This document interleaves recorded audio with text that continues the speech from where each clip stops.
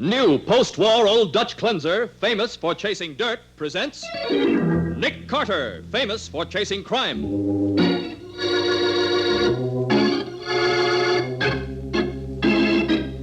Every week at this time, two great names are joined, as new post-war Old Dutch cleanser brings you one of the most resourceful and daring characters in all detective fiction, Nick Carter, Master Detective.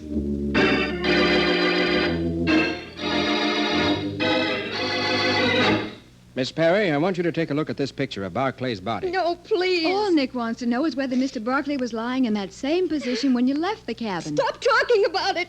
I said I killed him. What more do you want? I want a lot more. I want to get you out of this jail. And the best way to do it is by putting someone else in here instead. And now, the case of the homely bride. Today's adventure starring Lon Clark as Nick Carter, brought to you by new post-war Old Dutch cleanser. Agnes Perry is not a pretty girl, and she's so painfully timid that the gossips predicted she'd never get a husband, even with her father's millions. But you never can tell. It's early evening in the Perry home as Tony Barclay, handsome and self-assured, sits facing Agnes's father and her best friend, Linda Forsythe. Mr. Perry, I dropped in to tell you that Agnes won't be home for dinner tonight. You see, we're eloping. Oh, Tony, not really. Oh, I'm so happy for you both. Well, an elopement isn't necessary, my boy. If Agnes loves you... Loves me? Huh. She's mad about me. Oh, Tony, you clown. Oh, give me a handkerchief, somebody. Oh, here you are, Linda. Thanks. And don't say I'm crying either. It's just that my glasses are getting misty. Agnes and I plan to meet in a little town upstate and be married tonight. In fact, she's waiting there for me now. Well, I don't understand. Isn't it a bit unusual to inform the bride's father before an elopement? Yes, but in this case it makes no difference. You couldn't stop us if you wanted to. But I don't want to, my boy. Of course, I don't know you very well, but just before you came here from the West Coast, we had a letter from my old friend, Judge Hamilton. I know. A letter telling you that I was a fine young man. Plenty of money, good family. How did you know that? I wrote the letter myself. What? And since Judge Hamilton has been abroad, naturally, you haven't been able to check up on me. You wrote that letter? Yes. Forgery is one of my many accomplishments. You should ask the police about me. I'm quite a notorious character, really. You're joking. Not at all. I have a very interesting record. Swindling, fraud, picking pockets, armed robbery. Of course, those were when I was younger and my methods were more crude than they are now. Barclay. Incidentally, my real name is Tony Blaze. What's the point of all this? Well, I was thinking. It's going to be a wonderful story for the newspapers. Millionaire's daughter weds criminal. I'm beginning to understand. You think I'll pay you not to marry my daughter, is that it? Precisely. The only way to stop the wedding now, Mr. Perry, is by writing me a check for $100,000. $100,000? Why, you're out of your mind. Mr. Perry, you know what would happen to a sensitive girl like Agnes if she married this man. You can afford the money. For Agnes' sake, pay him and... I'll give you $10,000 and not 1 cent more. Oh, no. Marrying Agnes will be much more profitable than that. Tony, you're not serious. Oh, but I am, my dear.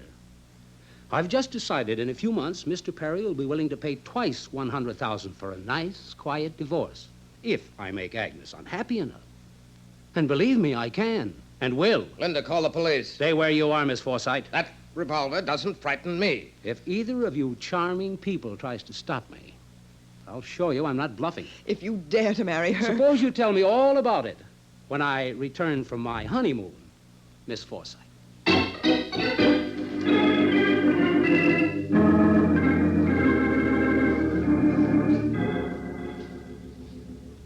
It's been almost an hour since he left, Mr. Carter. I tried everywhere to find you. I'm sorry, Mr. Perry, but Miss Bone and I were both out of the office. You've got to stop them, no matter what it costs. Well, it isn't money that's important now, Mr. Perry. It's time. Well, they can't get married tonight, Nick. Even if they could get a license, there's a 3-day waiting period in this state. If he doesn't have a license already, Patsy. Yeah. And if they plan to get married in this state. Oh, if there were only some way to warn every minister and justice of the peace in this part of the country and to tell them... Wait a minute. Huh? There is a way. Well, how, Nick? By radio. Why, yes. The station manager of WQXQ is a friend of mine. And if he'll let us run an announcement every now and then... No. We can't put the story on the air, Carter. Think of the scandal. Well, Mr. Perry, the important thing is to keep your daughter from marrying this man, isn't it? Well, Yes, of course. All right. Go ahead with the radio announcements, Carter.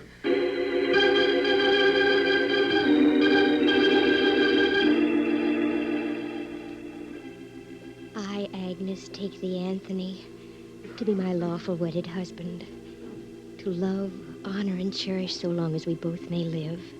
Then, by the virtue of the power vested in me, I now pronounce you...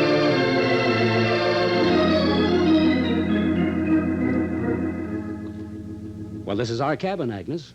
Not much of a honeymoon cottage, is it? Oh, I don't mind, darling. Nothing matters except that we're married. Oh, Tony, I'm so happy. Here, stop there. No. There, that's the girl. Oh, I'd better go put the car out of sight. I don't want anybody to spot it. All right, darling. And while you're gone, I'll unpack your suitcase for Keep you. away from my suitcase. Well, Tony, I was only going to... I know, darling, but I'm rather fussy about my things. Look, there's a radio in this cabin. See if you can get some music, huh? I don't want my bride feeling unhappy. Yeah.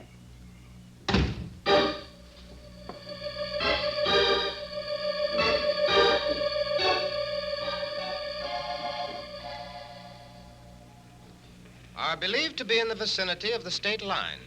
We ask all ministers and justices of the peace who may hear this broadcast not to marry any couple answering the description we have just given you, and to communicate with the station immediately.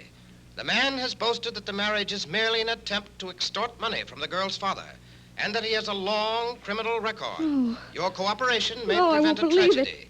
We now resume our midnight musicale. But why did he act that way about the suitcase? As if he had something in it that he didn't want me to see. I've got to know. I've got to. A revolver. Oh, Agnes, Tony. thought I told you not to open that suitcase. Tony, why are you carrying this? Why, I always carry a gun, baby. For protection, that's all. Don't lie to me. It was on the radio that you're a criminal, that you only married me because of my father's money. All right, so I did. Why else would anyone marry a stupid little frump like you? Tony. Oh, no, I don't believe it. You said... I said I loved you, huh? And you were sap enough to believe me. But it's cash I'm in love with, darling. Papa's cash. Oh, Tony, you... Oh, I hate you. Good. I want it that way. You're going to hate me a lot more unless Papa pays up. I won't stay here a minute longer. I'm going home. Well, no, you're not. Take your hands off me. Tony, Why, you little... Slap me, will you? No dame can get away with that. keep away from me, Tony. I can play rough, too. Don't you touch me. I'll kill you if you do. Don't kid me. You haven't got nerve enough to use that gun. I will. I swear I will. I'm going to give you a little lesson in wifely. You little fool, you... Tony!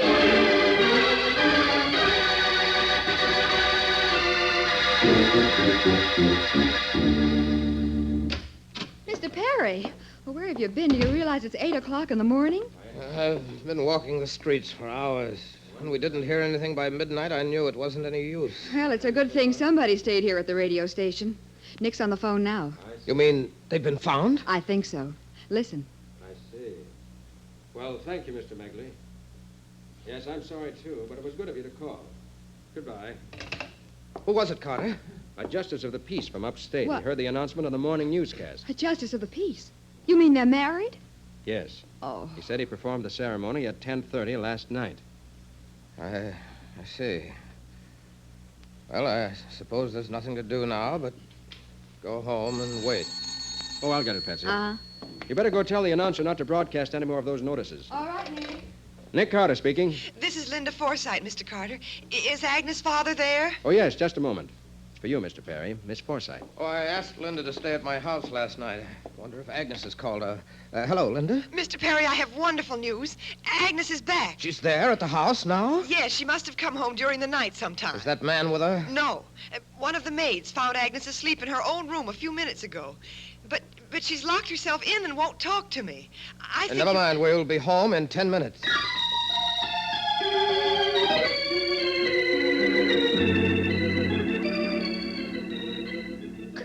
leave me alone. Leave me alone. I won't tell you anything about it. But, Miss Perry, we know you and Tony Blaze were married last night. And naturally, your father wants to know why you came home alone. Nick, why don't you give her a chance to get control of herself before you start firing questions at her? Maybe you're right, Patsy. Perhaps you'd feel better if you had some breakfast, Agnes. I don't want anything. I beg pardon, Mr. Perry. Yes, Gordon? There's a gentleman who insists upon seeing Miss Agnes. My daughter isn't seeing anyone. Tell him to go away. It wouldn't do any good if he did tell me, Mr. Perry. Sergeant Matheson. Hello, Patsy.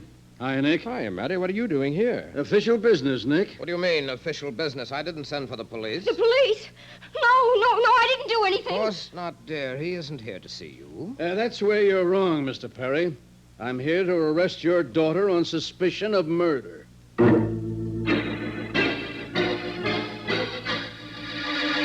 Agnes Perry's despair is equaled by the shock and grief in the eyes of her father as Mattie makes the arrest. We'll see what happens in just a moment.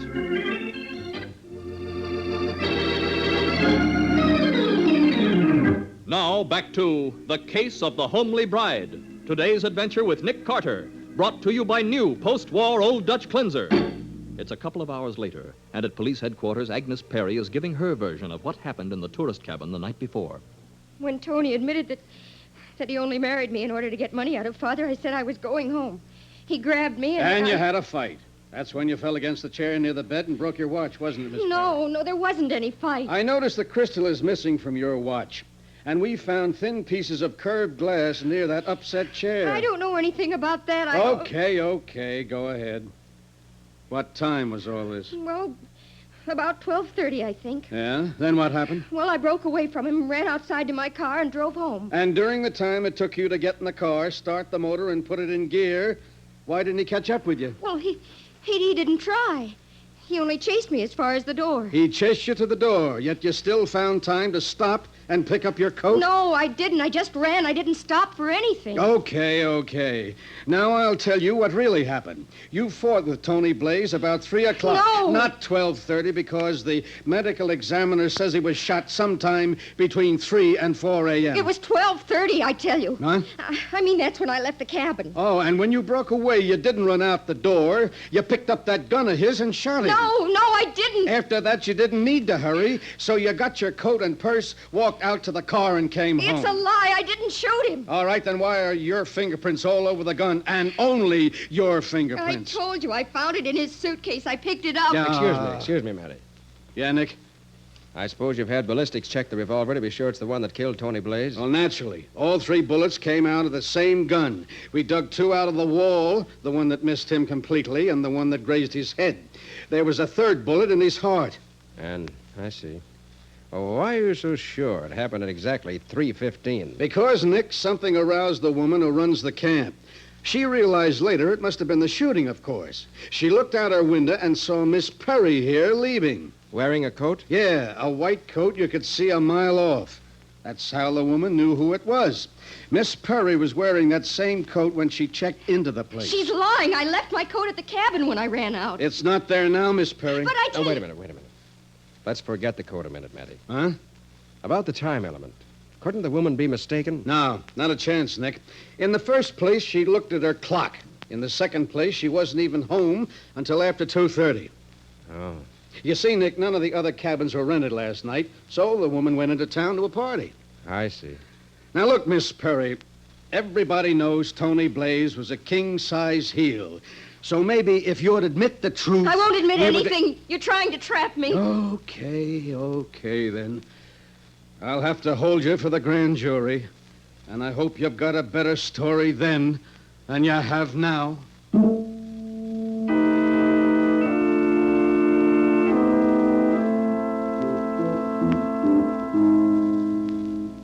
I can't believe it. Agnes accused of murder, policeman here in my home searching for evidence. Please don't worry, Mr. Perry. No jury will ever convict Agnes under the circumstances.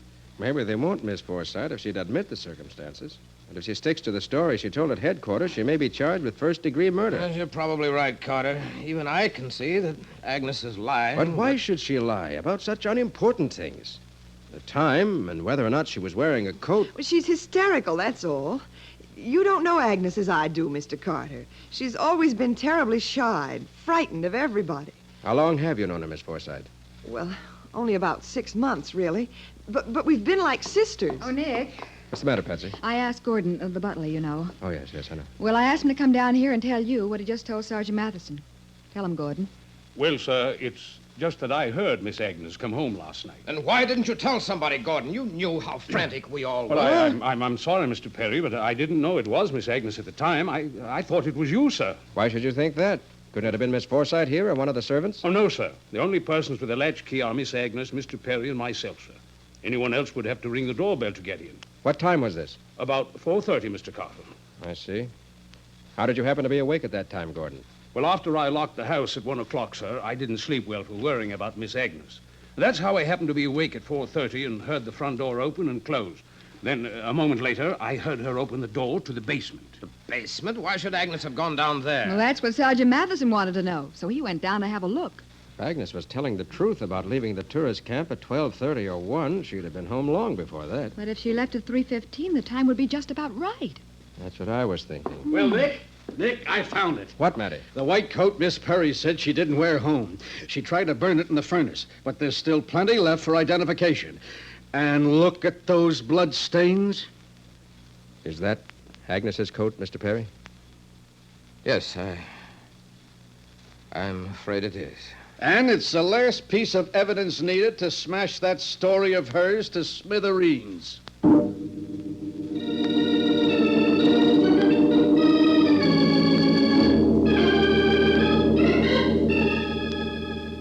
Oh, what's the use? Yes, I shot him. Now I hope you're satisfied. Please, Miss Perry, don't look on us as enemies. Patsy and I came here to the jail hoping we could help you. That's the truth, Miss Perry. Why don't you tell Nick just what happened? Well, he was going to hit me. I warned him to stay away, but he kept coming with that awful look on his face. I was almost out of my mind with fear. I didn't even realize what I was doing. Now, look, you mustn't get excited. You see, Nick, it was self-defense. Yeah, but the next thing is to prove it. Oh, how can you with everybody lying about me? Nobody's lying about you, Miss They're Perry. all lying. That woman at the camp, the police, even Gordon. They lied about the coat, about the time it happened, even about my breaking my watch. Wait a minute. Do you still insist that the shooting took place at 12:30? And that you came back home without your coat? Of course I do, because it's the truth. And you didn't fall against that chair and break your watch crystal? I didn't fall against anything. Look, Miss Perry, how many times did you fire that revolver? Oh, I don't know. Oh, wait.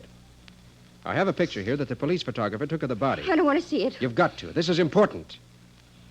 All right. Now tell me, was this the way he was lying when you left the cabin? No, he was more on his side and not next to the bed. He was over by the easy chair. He must have lived long enough to crawl a few feet. No, Patsy. That last bullet killed him instantly. Please stop talking about it. I said I killed him. What more do you want? I want a lot more, Miss Perry. I want to get you out of this cell. And the best way to do it is by putting someone else here instead.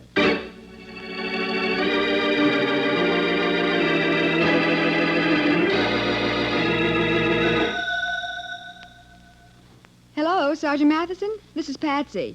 Nick just got back to the office, and he wants to know whether you have any report on those fingerprints yet. And the broken glass, too, Patsy. Oh, yes, the glass fragments, too, Sergeant.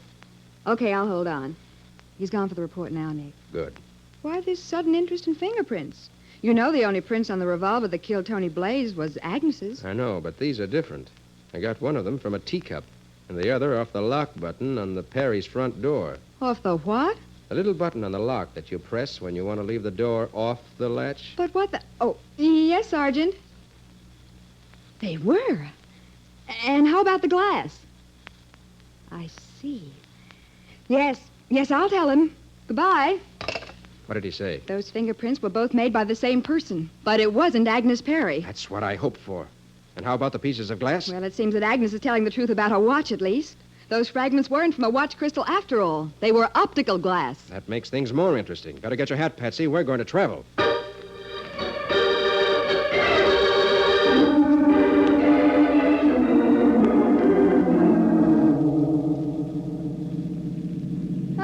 It's awfully nice of you to drive us up here, Miss Forsythe. Well, naturally, if talking to this woman at the tourist camp will help poor Agnes's defense, I'm only too glad. Is it straight ahead on this road? No, you turn left at the next corner and follow the river road. Turn left? Yeah, haven't you ever been up this way before? No. I had no idea it was so mountainous. Do you really think you can do anything to help Agnes, Mr. Carter? I do. As a matter of fact, I intend to prove that Agnes Perry didn't kill her husband. But she confessed. I know she did, but I found a fingerprint on the latch button of the front door that's going to convict the real murderer. I don't understand. Here's the turn, Miss Forsythe. Oh. I almost missed that. Yeah. And you turned right, Miss Forsythe. I told you to make a left turn. Oh, how stupid of me. I'll turn around. No, never mind. The tourist camp is on this road. But how did you know? Why, I didn't. Oh, watch the road. You'll go over the cliff. It's all right. I just swerved to avoid that dog. I didn't see it until it was almost under our wheels. Oh, you almost gave me heart failure. Must be 100 feet down to the river. Miss Forsythe probably didn't notice the dog because she doesn't see so well without her glasses, Patsy. My glasses? How did you know that I... You usually wear them while driving, don't you? Well, of course I do, but... But they're broken, aren't they, Miss Forsythe? You broke them last night in the tourist cabin where you killed Tony Blaze. That's utterly ridiculous. You say you've never been over this road before? I haven't. Yet because you were excited, you took the right-hand turn, even though I purposely told you to turn left. That doesn't mean anything. I'd say it means you made this same trip before. Last night, when you slipped the latch on the front door of the Perry home so that you could get back in unobserved. I did no such thing. Oh, yes, you did. Your fingerprint was on the push button of the automatic lock. The same print you left on a teacup this afternoon. Suppose I did touch that push button. You still can't prove I was ever in that cabin. I think we can. By having an oculist compare the pieces of broken glass found in the cabin with a prescription for your eyeglasses. All right, smart boy. So I did kill him. But I won't go to the chair for it. I'd rather die this way. Nick, we're going over the cliff!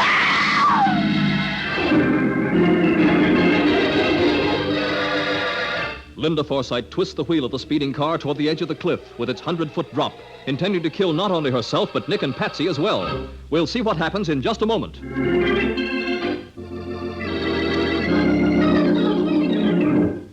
Now for the conclusion of The Case of the Homely Bride. Today's adventure with Nick Carter, brought to you by new post-war Old Dutch cleanser. Rather than take a chance on the electric chair, Linda Forsythe turns the wheel of her fast-moving car toward the side of the mountain road, where there is a sheer 100-foot drop. Nick, we're going over the cliff! Let go the wheel, you... Patsy, don't try to jump! Oh, thank heaven. We hit a tree instead of going over. Yeah. I managed to twist the wheel enough to avoid that. Yeah, but even hitting a tree at that speed, why aren't we smashed up more? I managed to get my foot on the brake and jammed it down hard. Why did you have to go snooping around? They'd have acquitted Agnes, but... But it made me a different story for you. Why did you kill Tony Blaze anyway? He double-crossed me. I was the one he was going to marry, not Agnes. He said it would only be a bluff to get money out of her father. Then you were in on the whole scheme. Well, of course I was. Tony would never have been able to meet Agnes if I hadn't made friends with her and introduced him. And then you stayed right with her so that you could encourage the courtship, huh? I did it because I loved him. And he said he loved me. We were going to take the money and get married. And then he... And then he decided it'd be more profitable in the long run to marry Agnes and collect afterward. Yes. I knew where they'd gone, so I came up here to have it out with him. And then he got nasty. He hit me. So it was you who fell over the chair and broke your glasses. Yes.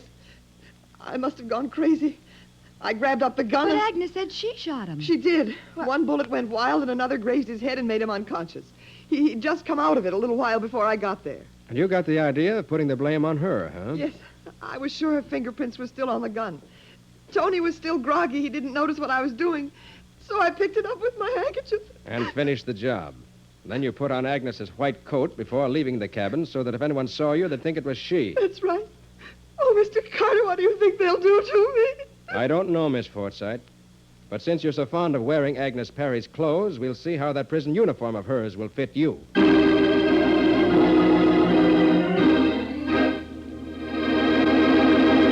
Well, Nick, what about the adventure new post-war Old Dutch cleanser will bring us next week? It's a story, Mike, about a politician who found an Oriental dancer in his bathtub, dead. And Nick didn't like the costume the corpse was wearing because it exposed an uneven suntan. But what's suntan got to do with murder? It had plenty to do with this one, Mike.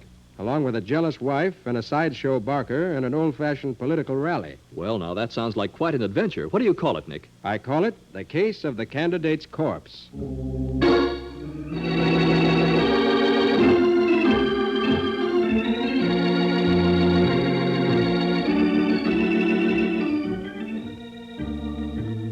Nick Carter, Master Detective, is presented each week at this time by the Cudahy Packing Company. It is produced and directed by Jock McGregor and is copyrighted by Street and Smith Publications, Incorporated. Charlotte Manson is featured as Patsy. Ed Latimer plays Matty. Today's script was written by Jim Parsons. Original music is played by Henry Silverne. This program is fictional, and any resemblance to actual persons, living or dead, is purely coincidental. This is Michael Fitzmaurice saying, when minutes count, use new post-war Old Dutch cleanser.